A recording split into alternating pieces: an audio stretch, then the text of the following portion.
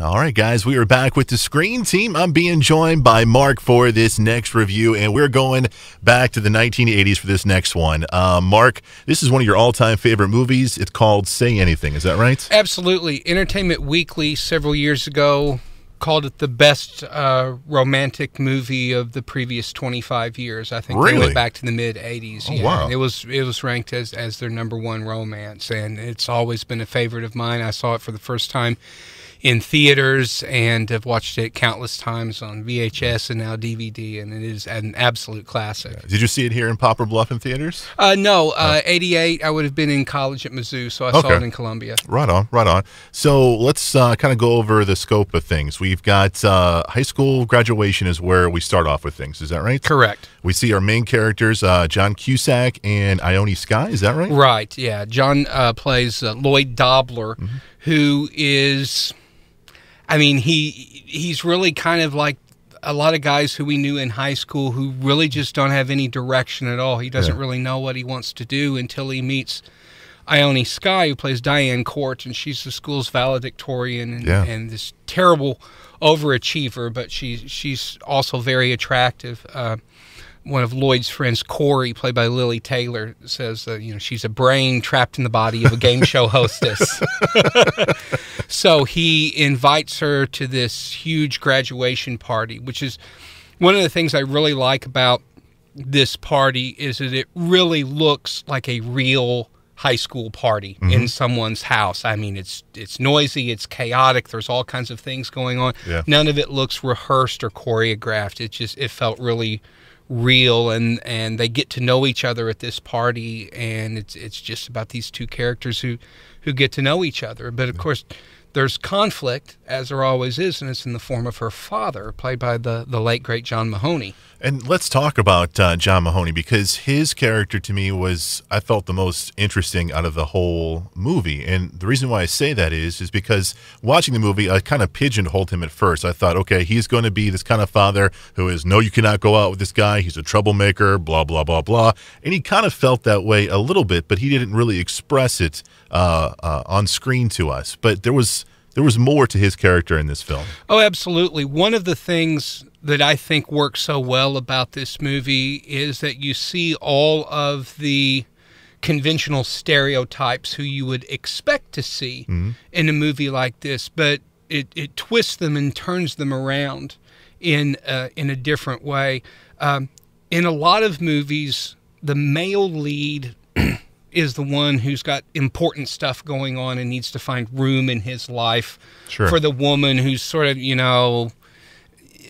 manic pixie dream girl, is kind of the thing. And this is reverse. She's the one who is going off to college. She's got a scholarship to this prestigious university in England, and she's big time. Yeah, and he's tagging along with her, and it's like really his only role in this movie is to be there for her and love her, which is something that she really needs in her life, because it's the one part that's really missing from her life is that kind of relationship with somebody, and wasn't something that she thought that she wanted or expected, but it just sort of happens that way.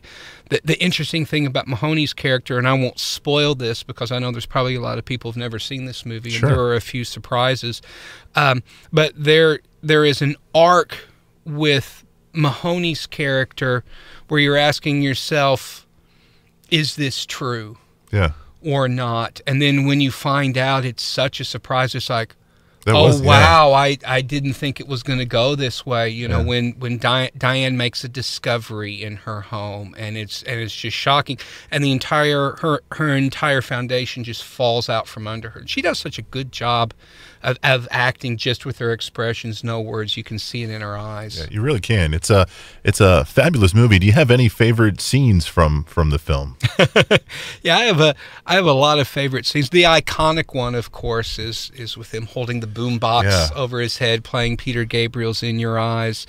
I really like when they're parked at the beach and in the back seat of his car, and he's shivering, and she says, "Oh, here, you're shaking. Cover up with this blanket. You're cold." And he goes, "I'm not cold." Yeah, and he goes, I think I'm just happy. I mean, it's like he's so overwhelmed by emotion that he's shaking, and there's so much honesty in that. When she comes to him in the kickboxing dojo and tells him that she loves him, you know, I love you, I need you, and he says, let me ask you something. Are you here because you just need somebody, or you're here because you need me? And before she can even answer, she goes, you know what, I don't care. And it just, you know, takes it. And then you hear her say, I need you. So you know there's that connection there. But I mean, I missed that. I didn't hear that. I didn't hear her say that. Yeah, she says, I need you. It's when she's got her face in his neck. So I had a bit of a issue. I don't want to say it's an issue. It kind of came off to me the wrong way. Is that scene so powerful because it's real? Because you expect the Hollywood answer to be, oh, I'm here because, you know, like I said, I missed her saying that. I was expecting, you know, an over dramatic, you know, I need you kind of feel, where he was like, you know what, I don't care. And it's like, well, she just hurt you, you know. You would expect something more. But you know, I thought that was real, because a lot of, you know, you see a lot of times in movies they will drive romantic characters apart just because they need to for the plot. And you know, I think the way real love works a lot of times is that people in real life are a lot more forgiving, you know, than people often are in the movies, you know. And his love for her was so deep, it's like he didn't really need that answer. He goes, you know, it doesn't matter, you're here with me, and that's what I want.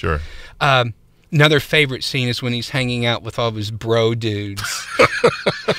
And they're all giving him advice. And he's like, let me ask you a question. If you guys know so much about women, how come you're here like at 2 in the morning at a gas and sip with no women anywhere? There's just dead silence. And then one of them goes, by choice, man. Let me tell you something. That scene is 100% real. I know from experience, trust me. This is my first time watching this film, and it was for this review, and I really got to say, I enjoyed the film. There was a lot of surprises, and I'd always thought that famous scene with the boombox was at the very end of the film, and she comes out and gives him a hug, but that's not how it played out at all. About 2/3 of the way through. And something else of note, this movie was written and directed by Cameron Crowe, and most people know Cameron Crowe from Jerry Maguire, I think, and some more recent ones. But, you know, his career started with writing the screenplay for Fast Times at Ridgemont High. So back in the 80s, he was really very much in touch with teen culture. And if you're looking for a really honest, authentic teen romance, you can't do any better than Say Anything. Very good. Mark's 100% right. I'm Chris. He's Mark. The movie's called Say Anything. And, of course, you can find it wherever it is you find movies. We are the Screen Team. And remember, we want you to know before you go.